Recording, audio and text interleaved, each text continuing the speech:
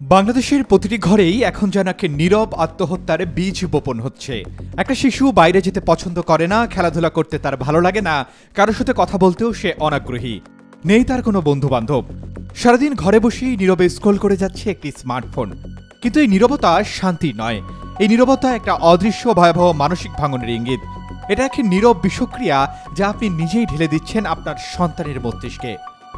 সম্প্রতি journal of the human development and ক্যাপাবিলিটিসে প্রকাশিত একটি গবেষণায় উঠে এসেছে এমনই উদ্বেগজনক চিত্র, যেখানে বলা হয়েছে 13 বছরের আগে স্মার্টফোন ব্যবহারে শিশুদের মানসিক স্বাস্থ্যে মারাত্মক প্রভাব ফেলে। তারা ঘুমে ব্যাঘাত, সাইবার বুলিং, এমনকি পারিবারিক টানাপোড়েনের শিকার হতে পারে। আপনি ভাবছেন আপনার সন্তান চুপচাপ আছে, মনোযোগী হয়ে ফোন দেখছে, কিন্তু আসলে ধীরে ধীরে সে চলে যাচ্ছে বাস্তব জগৎ থেকে বহু দূরে। আর এতে সে বেড়ে উঠছে সত্যিকারের সামাজিক সম্পর্কহীন এক নিষ্ঠুর পৃথিবীতে, যেখানে সে হারাচ্ছে তার স্বাভাবিক বেড়ে ওঠার অধিকার, নিজের শৈশব, মন ও অনুভব। আর এর জন্য দায়ী শুধুমাত্র আপনি। শুধু একটুখানি কান্না করলেই, শুধু একটু না খেলেই আর শান্ত করতে দিচ্ছেন মোবাইল ফোন। আর ওদিকে শিশুটার ভেতর জন্ম নিচ্ছে এক অদৃশ্য মানবিক ধ্বংস। নিজেদের স্বস্তির জন্য আপনি হয়তো শিশুর হাতে তুলে দিচ্ছেন এই শান্তির খেলনা, কিন্তু নিজের অজান্তেই তার ভেতর আপনি জন্ম দিচ্ছেন এক নীরব বিষক্রিয়া। আর এভাবেই দিনের পর দিন শিশুটা শিখছে দুনিয়া মানেই পর্দা, বন্ধু মানেই স্ক্রিন, আনন্দ মানেই রিল আর ভিডিও, ভালোবাসা মানেই লাইক। আর আপনি ব্যস্ত বাবা মার দায়িত্ব পালনের বদলে টাকার পেছনে দৌড়াতে। আপনি ভাবছেন বড় হয়ে যেন সন্তান কষ্ট না পায়, কিন্তু এখনই সে ভেতর থেকে এমনভাবে ভেঙে পড়ছে যা টাকা দিয়েও আপনি আর কিনতে পারবেন না।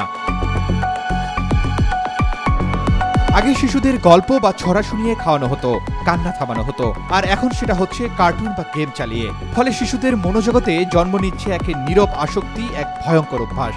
জাহাঙ্গীরনগর বিশ্ববিদ্যালয়ের পরিচালিত এক গবেষণায় দেখা গেছে বাংলাদেশের প্রায় 86% প্রি স্কুল শিশু স্মার্টফোনে আসক্ত। এর মধ্যে 29% শিশু মারাত্মক আসক্ত, আর মাত্র 14% শিশু স্মার্টফোন ব্যবহার করে পড়াশোনার জন্য। বাংলাদেশে প্রতিদিন গড়ে 3 ঘন্টা স্ক্রিনে সময় কাটাচ্ছে শিশুরা, আর এই অসতর্ক ব্যবহারের ফল ভয়াবহ সব মানসিক ও শারীরিক জটিলতা। রেডিয়েশনের প্রভাবে শিশুদের মস্তিষ্ক ও কানে টিউমারের ঝুঁকি বাড়ছে। চোখের কর্নিয়া ক্ষতিগ্রস্ত হয়ে তৈরি হচ্ছে ক্ষীণদৃষ্টি, মাথা ব্যথা ও চোখের যন্ত্রণা। স্ক্রিনে জমে থাকা জীবাণু থেকে রোগ প্রতিরোধ ক্ষমতা কমে যাচ্ছে, বাড়ছে হাঁপানি ও মির্গির ঝুঁকি। স্মার্টফোনে আসক্ত শিশুরা আক্রান্ত হচ্ছে মাথা ব্যথা, ক্ষুধামান্দা, অনিয়মিত খাওয়া, স্থূলতা, ডায়াবেটিস ও উচ্চ রক্তচাপে। স্মার্টফোনে আসক্ত শিশুদের মধ্যে ঘন ঘন মেজাজ পরিবর্তন, মনোযোগের অভাব এবং ভুলে যাওয়ার প্রবণতাও দেখা যাচ্ছে। অতিরিক্ত স্ক্রিন টাইম শিশুদের সরাসরি সামাজিক যোগাযোগের সুযোগ থেকে বঞ্চিত করে। বন্ধু এবং পরিবারের সাথে তাদের মিথস্ক্রিয়া কমে যায়, যা সামাজিক এবং আবেগিক বিকাশের জন্য অপরিহার্য। শিশুরা হারাচ্ছে সৃজনশীলতা, যোগাযোগ দক্ষতা এবং পারিবারিক বন্ধন রক্ষার সামর্থ্য। ভায়োলেন্স ও সাইবার বুলিংয়ের মতো অনলাইন অপরাধে পড়ছে কোমল মন।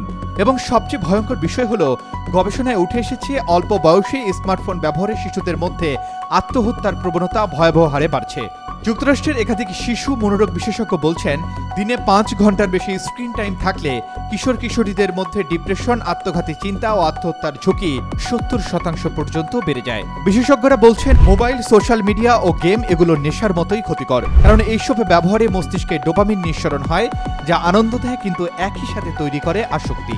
আপনি ভাবছেন সন্তান চুপ আছে মানে শান্ত আছে, অথচ সে একটা বিষক্রিয়ার মধ্যে ঢুকে গেছে যার শেষ নেই ফিরে আসার কোনো পথ।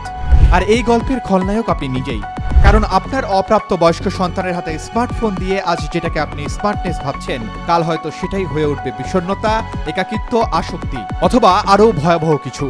আর শেষে থেকে যাবে কেবল অনুশোচনা, শুধু একটা স্ক্রিন আর একটা খালি বিছানা।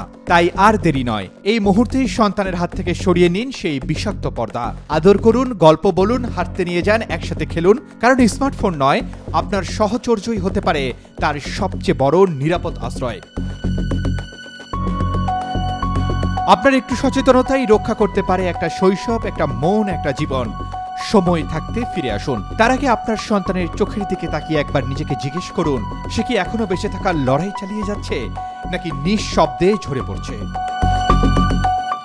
আরমান আলী, ডেইলি সান।